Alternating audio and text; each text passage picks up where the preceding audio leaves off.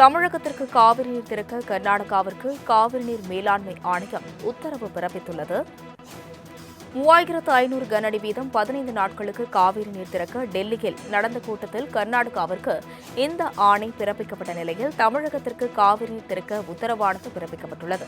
காவிரி நீர் ஒழுங்காற்றுக்குழு பரிந்துரைத்த அதே அளவு நீரை திறந்துவிட இந்த ஆணையம் உத்தரவு பிறப்பித்துள்ளதை அண்மை செய்தியாக பார்த்து வருகிறோம்.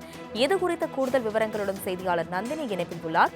நந்தினி, வணக்கம். தமிழகத்திற்கு காவிரி நீர் திறக்க தற்பொழுது காவிரி மேலாண்மை ஆணையம் உத்தரவு பிறப்பித்துள்ளது. இது குறித்த கூடுதல் விவரங்களை வழங்கலாம். வணக்கம். வினாடிக்கு 3500 கன அடி வீதம் 15 நாட்கள் தண்ணீர் திறந்துவிட கர்நாடக அரசுக்கு காவிரி மேலாண்மை ஆணையம் உத்தரவு பிறப்பித்திருக்கிறது. காவிரி நீர் ஒழுங்காற்று குழு பரிந்துரையை ஏற்று காவிரி நீர் மேலாண்மை ஆணையம் இந்த உத்தரவை பிறப்பித்திருக்கிறது. குறிப்பாக பார்த்தோம் என்றால் கர்நாடகா தரப்பில் 3500 கன அடி தண்ணீர் திறந்துவிட உத்தரவு என்பது பிறப்பிக்கப்பட்டிருக்கிறது.